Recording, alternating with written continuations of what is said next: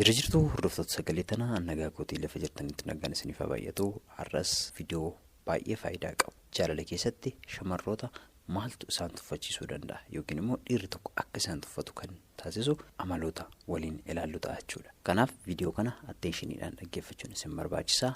Dhaggeeffachuu qofa miti, hojiirra oolchuun immoo baay'ee isin barbaachisa jechuudha. Kanaaf hundumti keessan attenshiniidhaan haga dhumaatti dhaggeeffachuu qabdu. Erga dhaggeeffattanii booda immoo hojiirra oolchuuf ammuma kaastanii ofii keessan qopheessuu qabdu jechuudha. Kanaaf yeroo hundumaa dhaggeeffatanii darbuu otoo hin taane viidiyoo kun nu fayyada yookiin immoo dhugumadha ta'uu danda'a jettanii itti amantu yoo taatan hojiirra oolchuu hin dagatinaa. Kanaaf of qopheessuun, of sirreessuun jaalala keessattis haa ta'u gaa'ela keessatti of ijaaruun baay'ee barbaachisaadha jechuudha. Yoo kana ta'uu baate garuu yeroo keessan gubuu, umurii keessan gubuudha jechuudha wanti isin qunnamu. Kanaaf wanta dhaggeeffattan tokko hojiirra oolchuuf dhama'uu qabdu. Kanaan alatti dhaggeeffachuun keessan faayidaa hin qabu jechuudha. Kanaaf hojiirra oolchuun jijjiirama arguun baay'ee barbaachisaadha jechuudha. Kanaaf gara viidiyoo kootti utuu hin darbiin dura warri chaanaalii kanaaf haarawaa taatan sabiskiraayib gochuu hin dagatinaa. Akkuma kanammoo viidiyoon dafee akkasiin ga'uuf mallattoo bilbilaa sabiskiraayibii fuuldura jirtu sana tuquu hin dagatinaa. Gara viidiyoo kootti isin dabarsaa.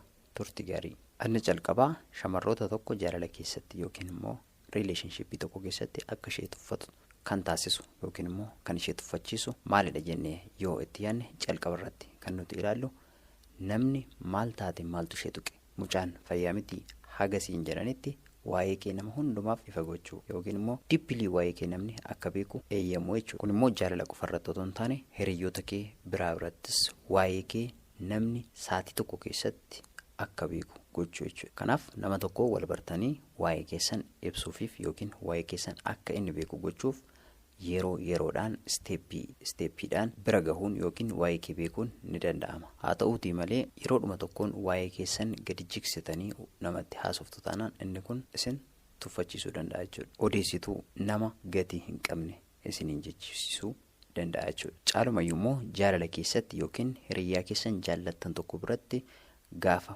waa'ee keessan ibsitan yookiin immoo ofii keessan namni tokko waa'ee keessan akka beeku gootan waan hunduma isaa gadi jigsitanii haasa'uu hin qabdan. Jireenya kee keessatti kan inni beekuu qabu, kan barbaachisu, kan hin barbaachisnes jiraachuu waan danda'uuf kan inni si gaafate, kan inni si hin gaafannes callisteema haasa'uu hin qabdu. Yoo dandeessan wanta gaafatamtan qofaaf suutaadhaatti salphisaatti deebii itti kennuu qabdu malee waan gaafatamtanis waan hin gaafatamnes gadi jigsitanii haasa'uun waa'ee keessan inni kun akka isin tuffatu yookiin namoonni kamillee akka isin tuffatan akka isin salphisan taasisaa jechuudha. Yoo kana ta'uu baate ani nama kanaati, ani nama kana qabudha, nama kana gochuu danda'udha, waan akkanaan jaalladhu, wanta jiruuf wanta hin jirre hundumaa yoo gadi baastee haasofte odeessituu nama gatii hin qabne sin jechisiisuu danda'a jechaadha. Nama oduu jaallattu sin jechisiisuu danda'a.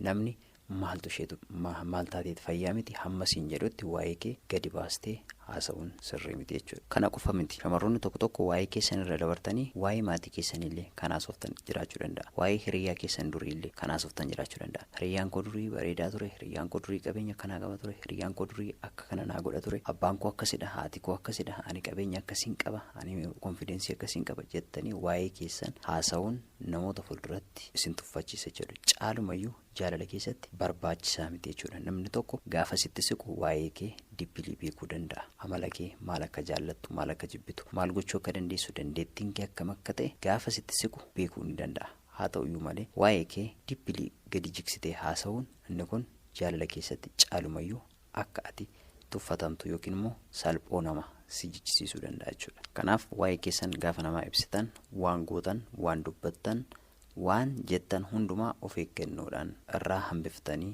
haasa'uun barbaachisaadha jechuudha. Inni kabiraa dhiibbaa jechootaati. Dhiibbaa jechootaa yeroo isin jedhutti jechoota namoota irratti dhiibbaa fiduu danda'an, arrabsoo, hamii kan reebicha caala namoota dhukkubsuu kan danda'an irraa of qusachuu jechuudha. Wantoota akkasii keessatti yeroo tokko namoonni uleedhaan yoo isin rukutan isinii wayya.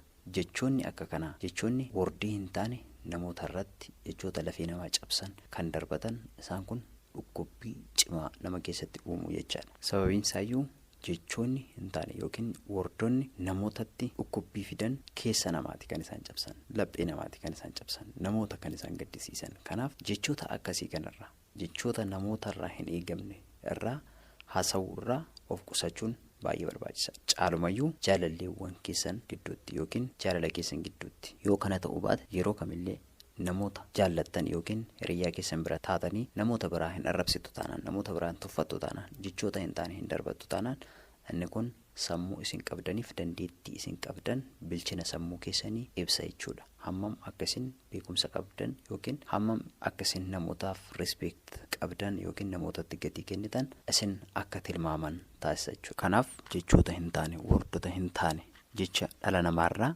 hin eegamne haasawaa jaalalleen koo na jaallata, hiriyoonni koo na jaallatu jechuun inni kun sobadha jechuudha. Kanaaf yeroo hundumaa shamarroonni jecha keessanirraa, jechoota wanta namoota ciiggaasisanirraa of qusachuun baay'ee barbaachisaadha. Ani namoota nan jaalladha, ani namootaaf kabaja nan qaba, inni kun waan biraati. Nama tokko yoo jaallatte yookiin yoo kabajje arraba keetiinis kabajuun baay'ee barbaachisaadha jechaadha. Arraba keetiin isa hamachaa yookiin isa arrabsaa isa bira yeroo geessu garuu nan jaalladha, afaan kutu haasa'a malee garaan koo homaan qabu jechuun inni kun dogoggoradha jechuudha. Kanaaf wanta gootan hundumaa kabaja isin laattan hundumaa arraba keessaniinis kabaja laachuun barbaachisaadha jechaadha. Caalumayyuu shamarroonni jaalallee keessan bira taatanii yookiin nama jaallattan tokko waliin taatanii arraba keessan eeggachuun baay'ee barbaachisaadha jechuudha. Har'a salphaa kan isinitti fakkaatu arrabni ammumaa kaastanii leenjisuu yoo baattan, amala kana dhiisuu yoo baattan babal'achaa deema. Wanti kun sirratti guddachaa deema jechuudha. Ofirratti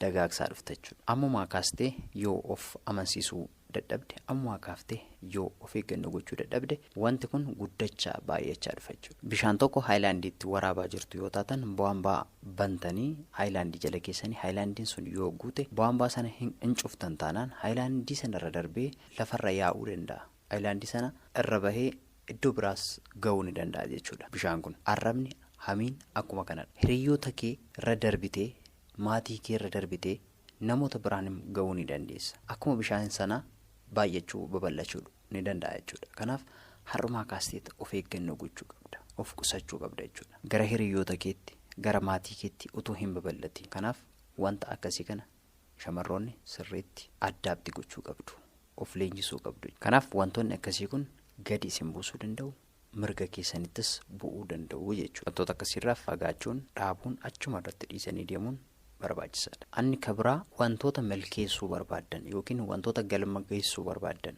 wantoota pilaanii gootan, wantoota calqabdanii jirtan sababa jaalalaatiif yookiin sababa jaalallee baafattaniif adda kutuun barbaachisaa. Kana yeroon isiniin jedhutti jaalala keessan adda kutuu yookiin jaalala keessan dhaabuu qabdu otoo hin taane wanta karoorfattan tokko, wanta itti dhamaatan tokko, wanta galma ga'uuf yaaddan tokko sababa jaalalaatiif yookiin sababa isa argatteef utuu hin milkeessin yookiin utuu galma hin ga'iin dhaabuun inni kun jaalala keessatti akka ati tuffatamtu yookiin akka ati gatii hin qabne si agarsiisa jechuudha. Caalumayyuu shamarroonni wanta ani isin gorsu.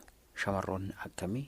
Shamarroonni dhiira arrabsan, dhiira tuffatan, shamarroonni ori'an. Akkuma kana shamarroonni dhiira argaasaa jibbitan isin jireenya keessaniif gorsa guddaa, barsiisa guddaa isin barbaachisa. Kana yeroon isin jedhutti isin jireenya keessan akka dammatti tisiisa naqee jireenya keessan burjaajessitanii kun isiniif nageenya keessan miti. Namni tokko jaalala jalqabuun kanuma jirudha. Namni tokko nama tokkoof barbaachisaadha. Isin dhiira arrabsuun, dhiira jibbuun, dhiira tuffachuun kun jireenya keessaniif haga dhumaatti isin deemsisuu hin danda'u. Akka isin tuffatamtan namoota biratti yookiin immoo akka isin jibbamtan isin taasisa jechuudha. Dhiira tokko baastanii afaan keessan keessaa hin arrabsitu taanaan, dhiira tokko hin jibbitu taanaan namoonni naannoo keessanii yookiin shamarrootumti biraallee akka isin jibban yookiin akka isin tuffatan taasisa jechuudha. Dhiira akka diina keetti kan laaltu akkamitti jaalala eegaluu dandeessa? Akkamitti jireenya kee irratti waa'ee jaalalaa yaaduu dandeessa? Waa'ee jireenyaa yaaduu dandeessa? Jireenyi kee suphamuu hin danda'u wantoota akkasiin goota taanaan. Kanaaf shamarroonni akkasii sirriitti itti yaaduun baay'ee barbaachisaadha isiniif. Wantichi isin keessatti akka hin guddanne, wantichi isin keessatti akka hin dagaagne ammumaa kaastanii hojiirra oolchuun barbaachisaadha. Kun immoo akkuma dursa isinitti hime haayilaandii tokko bishaan itti waraabaa jirtu yoo taatan bishaan sana bu'aan baasan hin cuftan taanaan haayilaandii sanarra bahee lafallee haayilaandii sanallee akka inni jiisuu danda'udha. Akkuma kana hiriyoota keetti daddabarsuu dandeessa amala kana. Amala akkasii kana shamarroonni qabdan hiriyoota keessanitti gaafa ati dhiira tokko tuffattu gaafa ati dhiira tokko jibbitu maaliif gaafa siin jettu gaafa sababa isaa itti himtu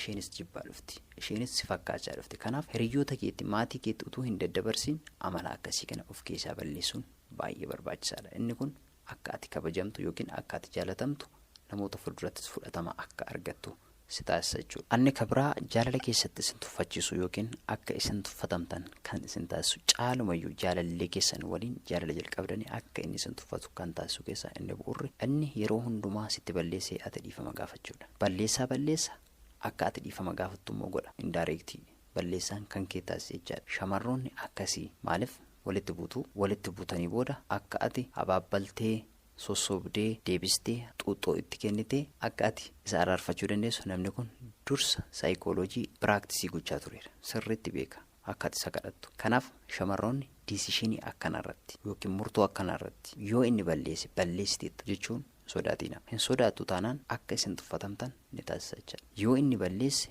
yoo inni dogoggorteetta balleessiteetta. Kun balleessaa keeti kun dogoggora keeti jettanii amansiisuu yaaluu qabdu. Akka inni sirreessu godha. Akka daa'imaa sossobuun xuuxxootti kennuun waliin boohuun sirrii miti. Inni kun jaalalli keessan akka inni guddatu akka inni dagaagu gaa'ilatti akka isin geessu hin taasisu. Yoo kana ta'uu baate yeroo hundumaa inni balleessee atiin sossobda dhiifama gaafatta tanaan inni kun jireenya keetiif homaa gatii hin qabu jechuudha. Hiika waan tokkollee sii kennuu hin danda'u. Yoo kana ta'uu baate nama guddaa kana nama areeda baase nama aarrii baase kana akkamitti akka daa'imaatti sossobdu.